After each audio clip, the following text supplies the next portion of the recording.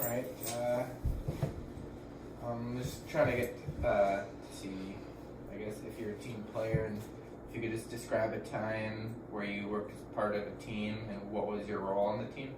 So I actually took some classes. I took project management, and I also took implementation, marketing, integrated marketing campaign. Sorry. Sorry, we had to start over. I'm clearing my throat. So you can just do that. Doesn't matter. Okay, let's start. Hello. Hi. That wasn't very. Okay. All right. Welcome, Hi. Tori. Hi. Just want to know, are you a team player, and can you describe a time where you were part of a team? What was the project about, and what was your role with that project? Sure. So I actually took 2 classes in, a lot of college is actually a lot of teamwork and making sure that you get some good quality work in on time. And that can be pretty hard depending on who you're working with and personality types and conflict. But I took 2 classes in college where teamwork was really important. I took project management and integrated marketing campaign, and in both of those classes I have the same group, and we're actually working on the same project.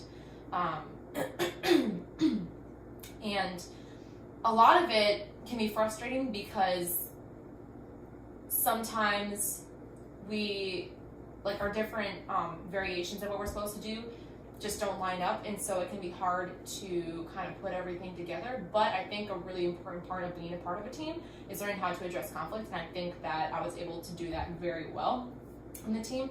And then I was actually named the project manager of it just because I handled the conflict, and then I actually kind of took control and took leadership really of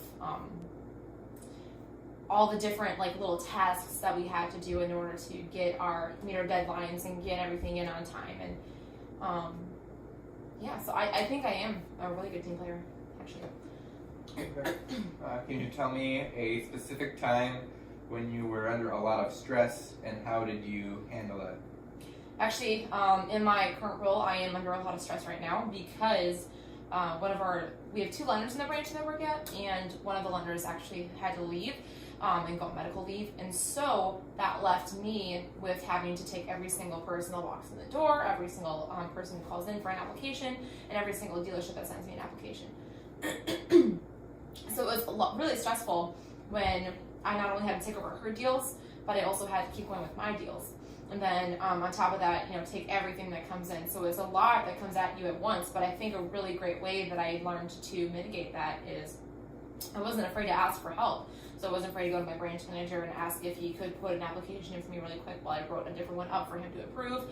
And I think that actually really made the difference in between making sure my work gets done efficiently, making my work not getting done efficiently. So learning when to ask for help, I think, is really a really great, not just I wouldn't even say it's a skill, but just something to know you can do when you're under a lot of stress at work.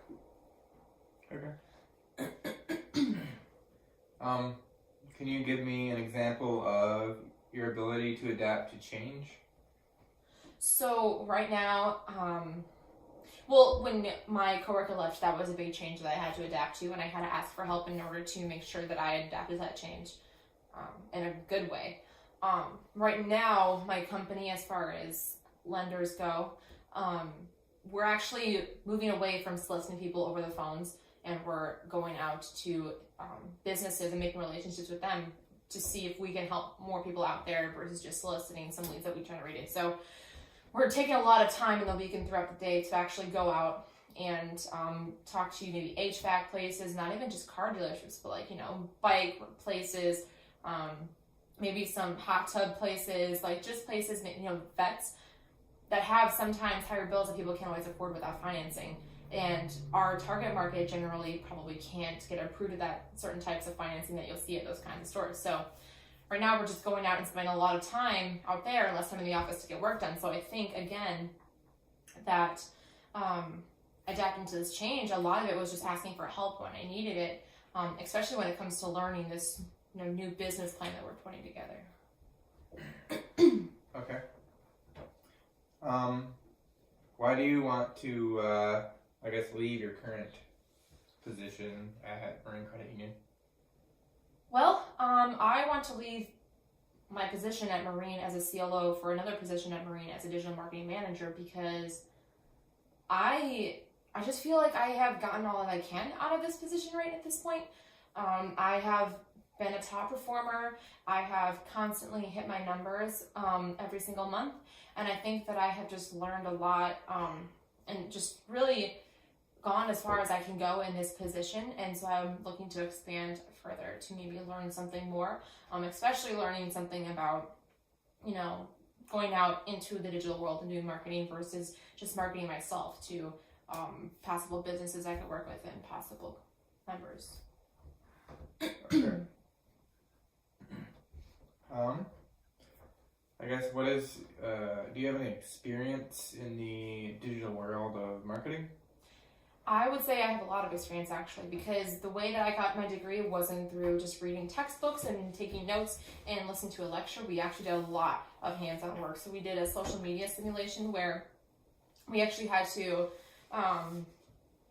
do social media for, I think it was Facebook, Pinterest, YouTube, Instagram, Twitter, and we had to make different posts that would post at different times, and we had to figure out which times worked best for, each different target audience to be able to reach the most people with your post. And you had to pick between which, platforms worked best for you, what different kinds of posts worked best for you, what different kinds of pictures worked best for you on the social media simulation. So that actually taught me a lot and gave me a lot of experience in social media. I actually have an email marketing email marketing certification. And I also did a lot with my own website, so I actually write my own blogs, and with that I'm able to work on my own SEO and making sure that my website's the first thing ranked when people search my name. And I think that I also have a lot of experience with website management because I manage my own website. I think I actually have a lot of experience. I do a lot of Google Analytics for my website. I've looked at some Google Ads before. So as far as all the different things that go into, digital marketing out there, I think that I do have a lot of experience. Okay. Is there a person you look up to in your current career?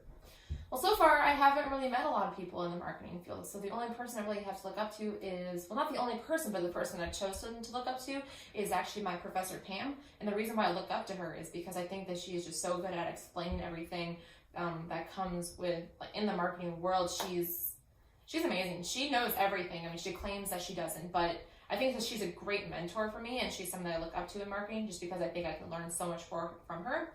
And I think that she's a really good resource for me too if I was able to get this position. I think that not only would you guys be gaining my skills, but also her skills in a way, just because I probably would be asking her a lot of questions along the way. Okay.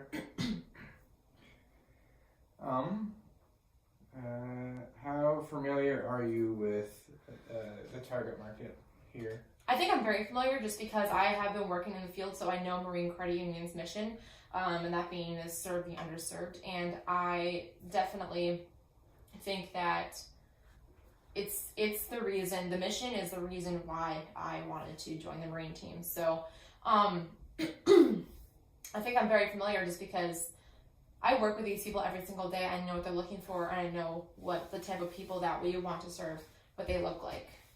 So. Okay. What marketing strategies would you consider for our product here? So I think that Marine Credit Union has a lot of nice little videos that we show at meetings and, just put them on our intranet, but I don't ever see them in the actual public. So I think a really great idea would be using that content, just because Marine Credit Union, we're all about the story. We're all about what situation someone was in, how do we help them, what's it looking like for them in the future, are they going to come back, are they a repeat customer? And I don't know why we're not using that in the real world, because a lot of the times people read reviews all the time. When they're buying a product on Amazon, they want to make sure that it's a good product, and they trust everyone who else buy the product to write a good review. So I think that if we put those stories out there of people telling their stories about their experience with us and how we help them, I think that would bring us a lot of people who need us. I also think that if we get some email marketing campaign in place, that would be really great, especially maybe for even if it's just payment reminders, or if we're subscribing to a newsletter of sorts, which brings me to my next point. I think that we should be doing more blogging. I think that a lot of our members are looking for some more financial literacy. They're looking to be educated on it a little bit more. I know we have a blog, but we don't have very much. So I think if you maybe go up with the weekly blogs, maybe here's how to budget, how to maintain your budget, what to expect when you're expecting, you know, how to save up money for a down payment on a house, how to make sure that you're making your payments on time. Simple things like that I think would be really beneficial. And then if people could subscribe to that, I think that would not only just like solidify them, but it would help us get our point across more, and it would really help us just even more so do what we're already doing. Alright, can you tell me about a time when you successfully changed a customer's mind?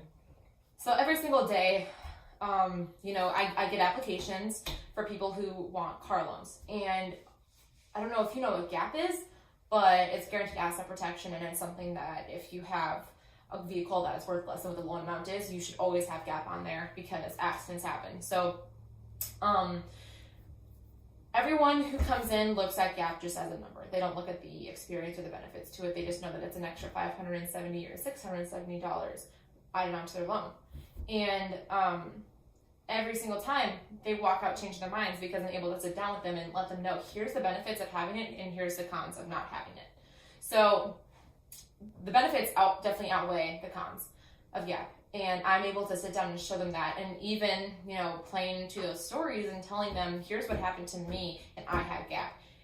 You're already, you know, struggling here. Imagine how much you would struggle if you had a vehicle loan, it got totaled, now you have to pay $2,000 for a vehicle you don't even own anymore. And generally when I sit down with them and I let them all know all that information, they agree that it's definitely something that they should get. So I think when you're trying to change a customer's mind, it's just really important that you make sure that you can really attend to their needs with the benefits that you're telling them about the product. Okay. In any of your college marketing courses, did you go over website metrics, SEO, lead generation, and sales funnel analysis? Oh, definitely.